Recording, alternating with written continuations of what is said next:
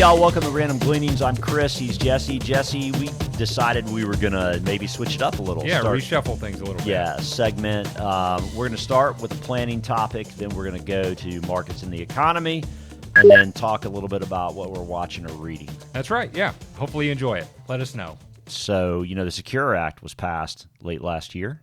Secure Act 2.0. Thank you for that. And it's coming in segments, right? So we're going to talk about this going forward a bit as, different pieces come in at different times. Sure. Thought we'd talk first since, we're in third quarter. We're headed towards, definitely second half of the year, talking about planning for end of year. This is important if you are now at the point you think you're supposed to be taking distributions or, your parents are in their 70s, right? So one of the interesting things that happened in Secure 2.0 is that required minimum distributions were pushed back to age 73 for those born between 1951 and 59. Next chart, in fact, this kind of gives you a better idea of who's supposed to take money when.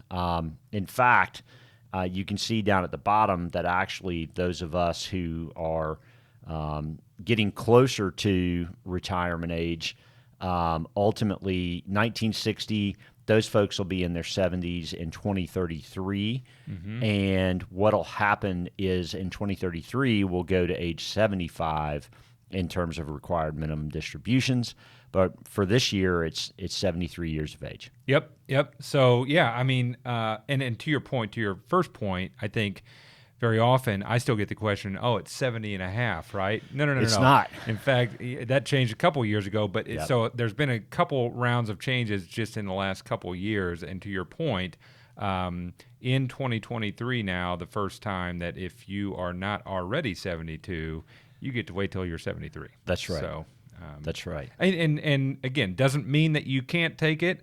I would add another qualifier here that if you've got dollars and you're charitable and you are over 70 and a half, talk to us because the qualified charitable distribution is still eligible to you at 70 and a half. That's right. So lots of things to talk about. If you've got excess IRA money and are either charitable or don't need it yet, things to discuss from a planning perspective. That's right. All right, moving to economy and markets. It's August, always a little bit of a interesting time for stocks in August and September. So this is our friend Liz Young from SoFi, and she's talking about, things have been pretty good this year, and yet she's been kind of a little less sanguine. I would say, I listen a lot to her on podcasts and read a lot of what she says, and throughout the year she has been cautious, let's say, if not maybe even bearish at times. And what I pulled away here at the end of this article that she had written was, they're highlighted. That makes a ton of sense. Yeah, so the yield curve has been re-steepening. We'll talk about that in a second. But here's the thing, right?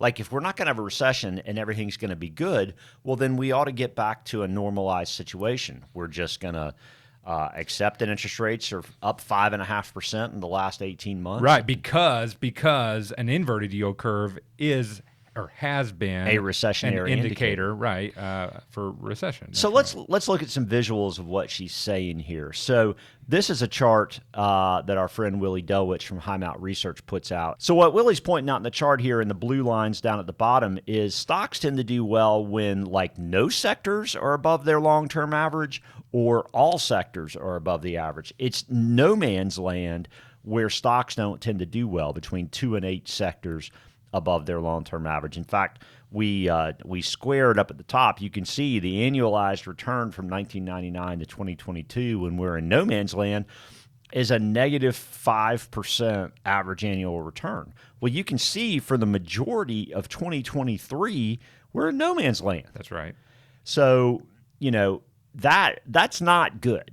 Yeah, I mean, at the top end, you would expect the momentum just carries things further, and that reflects in that positive return. And at the bottom end, it's probably time for a rebound, right? That's right. And you can see up at the top, we have circled there in green, we have 10 sectors, at least as of the last week or so, that were above their long-term average. So you're in the good zone right. in the and past so month or this so. echoes what Liz Young has been saying all year, which is, hey, it's kind of hard to read this market right here because by all indicators, it's not a positive looking market moving forward. Right. And yet we've seen it be positive year to date. That's right.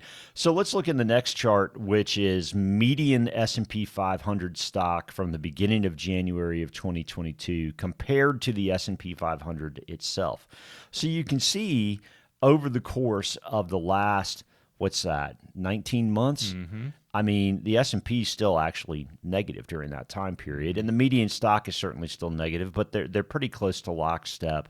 The median stock was doing better than the index itself. Through 2022, really, and even early in 23, you can see how much it had done better than the S&P. I think, we've talked a little bit about this sort of thing in the past, that it started to woefully underperform the S&P, throughout this year, and that's been a little bit of a warning sign as to, well, not everything's participating with the top, Right. stocks in the index, but it has gotten going in June and July. Which yep. obviously is a welcome sign, and that's what you want. That's right. You want breadth, you want participation, you want those sectors, 10, 11 sectors participating to the upside. That's right. Yeah, what I find interesting is, to your point initially made, is after 19 months, here we sit, and it hasn't been positive for either one. Right. Right. So next chart. I mean, this is really what we're still grappling with here. Okay, Fed funds is now at 5.5%. Okay, that is not among the highest. That is the highest point in the last 20 years. There was a period from June of 06 through August of 07 where Fed funds was 5.25%, and we're higher than that. So, is the Fed going to hold it higher for longer? If you look at what the futures say about Fed funds futures say about the potential for raising or lowering interest rates right now, I think the estimate is like March or April it's of March, 24. I believe. Yeah, I looked at it this morning. Yeah, and even there's still, it's about a 50-50 of them, staying where they are or lowering. So yeah, it would seem that we've got at least some runway of staying up here. Yeah, and quite frankly, there's no argument for them to lower it. Right. Low unemployment, a strong economy. They're talking about a 4.1 GDP here in the third quarter. So, no reason at all for them to soften, their stance on where rates should be. So next chart, this is so when we talk about the Fed funds rate, we're talking about 0 years till maturity. Right. We're talking about like an overnight rate, basically. That's right. Okay.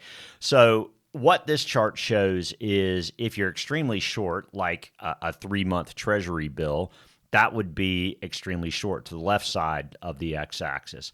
And then the further out you get toward 30 years, for example, the higher the interest rate should be.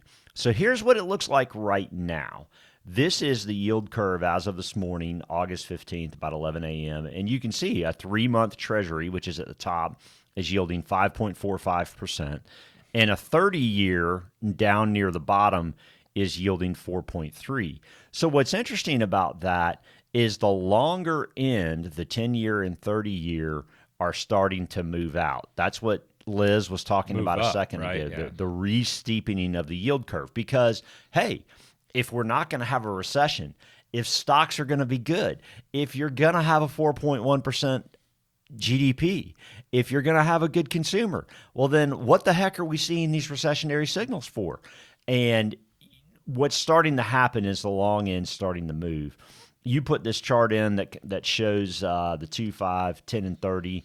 It's the last year, and so you can see, at the beginning of the chart about a year ago, how tightly bound those things were, even though they were still uninverted at that time. The 10s and 2s anyway, really 2 and anything else. And so that gap had widened. There's an interesting point there in March. I imagine you remember what happened there. that white line in March is Silicon Valley Bank going under. Let's look at the next chart in terms of this is the last 30 days. The yield curve changes. So the magenta down at the bottom, that's 90-day treasuries, right? And it's up a little bit, okay? But look at how much the yield has changed for these bonds over the last 30 days. So you can see up at the top, the 8.65%. What that means is the 30-year Treasury yield is up about 8.65% in the last 30 days. That means that it's kind of uninverting. It's at least making motions in that direction. There's no question. And that would be what you would expect in a growing economy, is that, we ought to right-size this ship, right, from a yield standpoint. So going back to what Liz said a second ago, I mean, if it becomes clear that policy is just going to normalize, we're going to re-steepen the yield curve, and the growth engine of earnings is going to do what estimates project, which is earnings are going to continue back up again.